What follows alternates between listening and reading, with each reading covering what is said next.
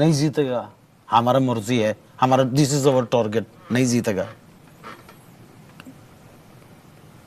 क्या मैं समझा नहीं आपकी बात? हमारा टारगेट है, हम नहीं जीतेगा। फिर खेलते क्यों है? हमारा मर्जी। रोज आते हैं इस उम्मीद पे आज जीतेंगे, कल जीतेंगे, परसों जीतेंगे, रोज हारते हैं। Hello and welcome to 3V sports, মানে ব্যাট বল আর বাঙালি। তো আজ ম্যাচ ছিল ইন্ডিয়া ভার্সেস বাংলাদেশ। সুপার ফোরে ইন্ডিয়ার এটা সেকেন্ড ম্যাচ, এবং বাংলাদেশ নয়, নামটা বাংলাদেশই দিয়ে দেওয়া উচিত। দেখুন, ট্রোল করছি না, বাট সিরিয়াসলি বলছি, অনেস্টলি এরা কী করছে এত বছর ধরে আমার না কোনো আইডিয়া নেই। মানে কত বছর হয়ে গেছে এরা টেস্ট ক্রিকেট নেশন হয়ে গেছে, আর এত বছরে এরা কিচ্ছু করেনি। লিটারালি আমি আজকে একটু হোপ নিয়েছিলাম যে হয়তো যেহেতু ইন্ডিয়াকে এরা কম রানে আটকে দিয়েছে, তাই হয়তো একটা চান্স আছে যে এরা কোথাও না কোথাও এই ম্যাচটা জিতে যাবে, আর কোথাও না কোথাও পাকিস্তানের জন্য ব্যাপারটা ট্রিকি করে দেবে। কিন্তু সেটার কোনো নামগন্ধ দেখতে পেলাম না। যদিও আগে যদি আমি টিম সিলেকশনে আসি বাংলাদেশের ক্ষেত্রে, দেখুন আমার টিমের ব্যাপারে আমি পরে আসছি, আগে বাংলাদেশিদের একটু দেখে নেওয়া যাক। তো বাংলাদেশিদের টিমে না 4টে মেন চেঞ্জেস দেখা যাচ্ছে। একটা তো লিটন দাস, যেটা শুনলাম ইনজুরি, তো সেটা আমি বাদ দিচ্ছি। বাকি যে 3টে চেঞ্জেস আছে সেগুলো খুব সাস, কারণ শ্রীলঙ্কার সাথে ওরা লাস্ট ম্যাচটা জিতেছে, এবং তারপরে এই 4টে চেঞ্জ করা এটা কিন্তু আমার একটু অডই লাগছিল। এক তো আমি হয়তো এদেরকে খুব বুদ্ধিমান ভাবছি, তাই আমি একটা রিজন পাচ্ছি যে এরা হয়তো, যেহেতু এদের পরপর 2টো গেম আছে, মানে আজকে ইন্ডিয়ার সাথে কাল পাকিস্তানের সাথে, তাই এদের হয়তো পাকিস্তানের সাথে খেলার জন্য এরা জানে যে পাকিস্তান একটু লোয়ার সাইডে পড়বে, একটু কম স্ট্রং টিম। তো অবভিয়াসলি পাকিস্তানকে এরা টার্গেট করার চেষ্টা করছে হয়তো, তো সেই জন্য ওরা নিজেদের মেন প্লেয়ার বা ম্যাচ উইনিং প্লেয়ারদেরকে বসিয়ে রেখেছে, এবং হয়তো কালকে তারা ওদেরকে ইউজ করবে। তো এবার এগুলো আমি বলছি না, এগুলো আমার জাস্ট একটা অ্যাজাম্পশন, হয়তো আমি এদের বেশি বুদ্ধিমান মনে করছি। আর নয়তো সেকেন্ড এটা হতে পারে যে এরা এতটাই গাধা যে এরা নিজেদের 3খানা প্লেয়ারদের বাদ দিয়েছে। যদি আমি এসব বাদও দিই, তাও আমার বাংলাদেশকে নিয়ে একটু কথা আছে। দেখুন, বাংলাদেশ ক্রিকেট বোর্ডের নিজের টাকা থাকতে পারে, বাট আইসিসি এসিসি এরা কিন্তু বাংলাদেশের মতো টিমদের ভীষণ ব্যাক করে, কারণ এরা না স্টিল একটা ওই অ্যাসোসিয়েট টিম, একটা মিনো টিমের মধ্যে পড়ে রয়েছে। এই যে এশিয়া কাপ হচ্ছে না, এই সব টিমেদের জন্য হচ্ছে, আর বাংলাদেশের মতো টিম এশিয়া কাপকে আরও খারাপ করছে, কারণ দিনের পর দিন আর কিছুই করে না। শ্রীলঙ্কা তো তাও জিতে গেছিলো 2022 সালে, আউট অফ নো ওয়্যার ওরা জিতে গেছিলো, বাট বাংলাদেশ এরকম একবারও করেনি এত বছরে। পাকিস্তান করেছে যখন কেউ এক্সপেক্ট করছিল না। আফগানিস্তান এত ভালো পারফরমেন্স দিয়ে দেয়, ওয়ার্ল্ড কাপে সেমিফাইনাল খেলে নিল। বাংলাদেশ একবারও সেমিফাইনালে গেছে। আমার তো মনে হয় 2015 কোয়ার্টার ফাইনালে ওরা যে ইন্ডিয়া এগেনস্টে খেলেছিল, ওটাই ওদের high point. So what are they doing? মানে ডেফিনেটলি তাদের একটু ভাবা উচিত। আমি বাংলাদেশি ফ্যান্সদেরই বলতে চাইছি, যদি আমার ভিডিওতে এসে থাকো, তাহলে প্লিজ আমাকে একটু আনসার দাও যে তোমরা কী করছো। তোমরা প্লিজ একটু বলো না, ক্রিটিসাইজ করো না ইয়ার। তোমাদের বিসিসিআই, মানে আমাদের যেমন বিসিসিআই আছে, আমরা গালাগাল করে ভরিয়ে দিই, তোমরা করো না নাকি? তোমরা কি বলো? বিসিবির মতো মানে একটা আসে, টিম আসে, নিজেদের একটু রক্ত গরম টরম হয় না ক্রিকেট দেখে? এইটা ক্রিকেট খেলা হয়েছে? এটা মজা হচ্ছিল তো। This are joke. আমার হাসি পাচ্ছিল ওদের ব্যাটিং দেখে, যেভাবে ওরা মানে স্পিন খেলার চেষ্টা করছিল, পড়ে গিয়ে এদিক ওদিক দিয়ে সুইপ মেরে। এভাবে তোমরা স্পিন খেলো? তোমাদের পিচে গেলে তো তোমরা খুব একেবারে চিপচিপা পিচ বানিয়ে দাও, একদম বল গ্রিপ করে আসছে। সেখানে তো ইন্ডিয়াকে অনেকবার হারিয়েছো। এই জিনিসটা বাইরে গিয়ে হয় না কেন? নিজেদের মাটিতে অস্ট্রেলিয়া, ইন্ডিয়া সবাইকে হারিয়ে দিয়ে বলো আহা হা আমরা কত বড় কাজ করে দিয়েছি।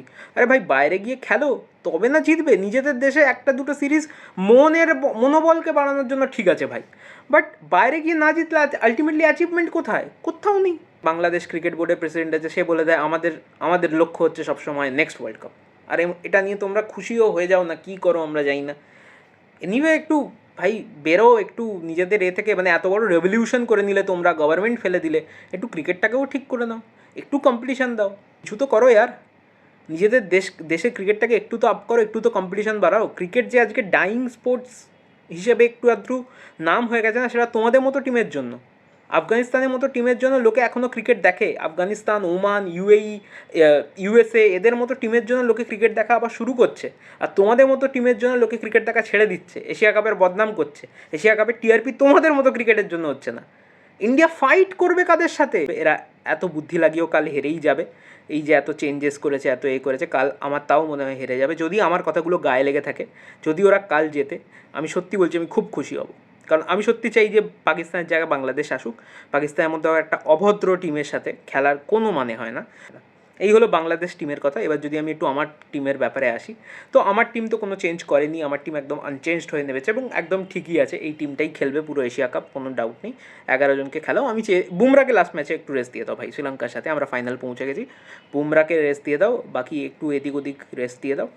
যে প্রবলেমগুলো আছে সেগুলো নিয়ে কথা বলা যাক। দেখুন, গিল আর অভিষেক সাংঘাতিক খেলছে। গিলকে তো মানে ছেড়ে দিন, গিলের তো আরও ভালো পারফরমেন্স আমি এক্সপেক্ট করে আছি, যে গিলের হয়তো এখনও ডিউ আছে, একটা হাফ সেঞ্চুরি হওয়া উচিত, একটা সেঞ্চুরিও মারতে পারে। অভিষেকের তো ভাই দুখানা সেঞ্চুরি মিস গেছে, আমার আর কিছু বলার নেই। অভিষেক ভাই দুখানা সেঞ্চুরি পুরো ক্লিয়ার কাট চান্স ছিল, তুমি মিস করে গেছো। আর মানে আমার মনে হয় না এই সুযোগ আর আসবে, যদি আসে তাহলে very good for you, but ফাইনালে মেরে দিও যদি পারো তো এশিয়া কাপে। আর বাকি আমার জন্য যেটা কনসার্নিং সেটা হচ্ছে সূর্যকুমার যাদবের পারফরমেন্স। সূর্যকুমার যাদব পাকিস্তানের সাথে প্রথম ম্যাচটা বার করে দিয়েছিল, বাট উই অল নো যে সেখানে কোনো প্রেশার ছিল না, ওই ম্যাচটা এমনিই শেষ হয়ে গেছিলো। বাট বাকি জায়গায় না সূর্যকুমার যাদব ক্লাচটা করতে পারছে না, বা যে জিনিসটা ওর থেকে চাওয়া হচ্ছে সেটা করছে না, এবং ইনকনসিস্টেন্সি কিন্তু সূর্যকুমার যাদবের পাস্ট কিছু মানে বছরে আমরা দেখতে পাচ্ছি, এবং এটা না আমাকে খুব কনসার্ন করছে। কারণ এখন না হোক, এক্ষুনি না হোক, এটা কোথাও না কোথাও গিয়ে আমাদেরকে হার্ম করবে। তো আমি সেটা নিয়ে একটু ভয় পাচ্ছি। বাকি ব্যাটিং অর্ডার একটু সফল করা হয়েছিল এবং সেই সফলের ফল খুব একটা ভালো হয়নি।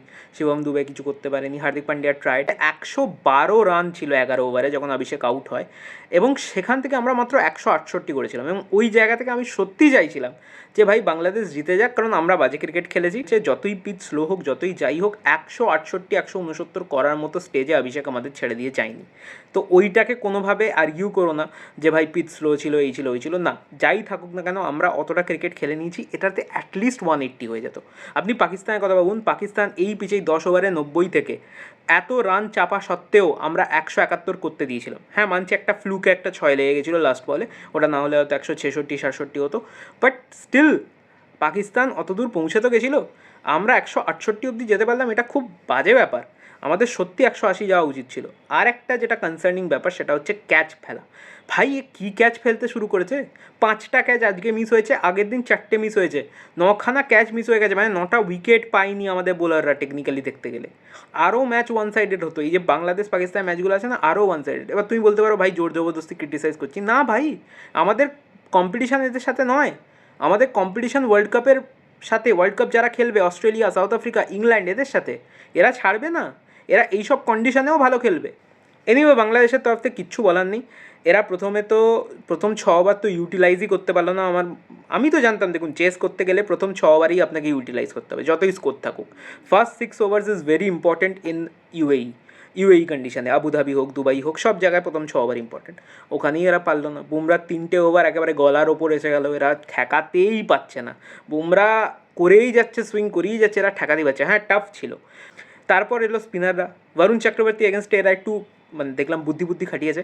এবার সেই বুদ্ধি তুমি কুলদীপের ক্ষেত্রে খাটাতে পারবে না ভাই। কুলদীপের পেস আর বরুণের পেসের মধ্যে আকাশ পাতাল তফাৎ আছে।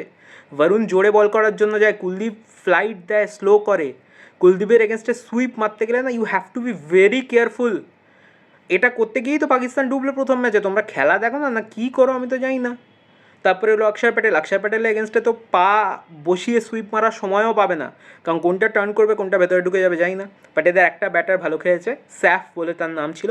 সে অ্যাকচুয়ালি ভালো খেলেছে, সে অ্যাকচুয়ালি চেষ্টা করেছে। সে একা একটা ওয়ারিয়ার ছিল, যে নিজের দেশের বাজাকুচা যে নামটা রয়েছে ক্রিকেটে সেটাকে তুলে নিয়ে যাওয়ার চেষ্টা করছিল। ওয়ার্থলেস এশিয়া কাপ চলছে, ইন্ডিয়ার সোজাসুজি একটা ইজি কাপ তুলে নেওয়া উচিত, আর কোনো ঝামেলা না করে। আর পাকিস্তানের সাথে আর ফাইনাল চাই না, কারণ এক্সট্রা প্রেশার, এক্সট্রা নয়েজ আমাদের প্লেয়ারদের ভীষণ হার্ম করে। আমি সেটা আর চাই না, সত্যি চাই না। শান্তিতে ক্রিকেট খেলুক, অস্ট্রেলিয়া, ইংল্যান্ড, সাউথ আফ্রিকার এগেনস্টে কোনো এক্সট্রা নয়েজ থাকে না, পিওর ক্রিকেট হয়। তো ওই জিনিসটা বেশি দরকার। এই এক্সট্রা নয়েজ, এগুলো স্লেজিংও নয়, এগুলো এক্সট্রা নয়েজ, এগুলো শেমফুল যেগুলো পাকিস্তান করছে। এনিওয়ে করতে থাকো, good for you, best of luck for you. কাল দেখো যদি পারো তো বিদায় নাও এশিয়া কাপ থেকে, পাকিস্তানকে বলছি। আর বাংলাদেশ তো এমনিই নিয়ে নেবে একটা টাইমে, তো ঠিক আছে।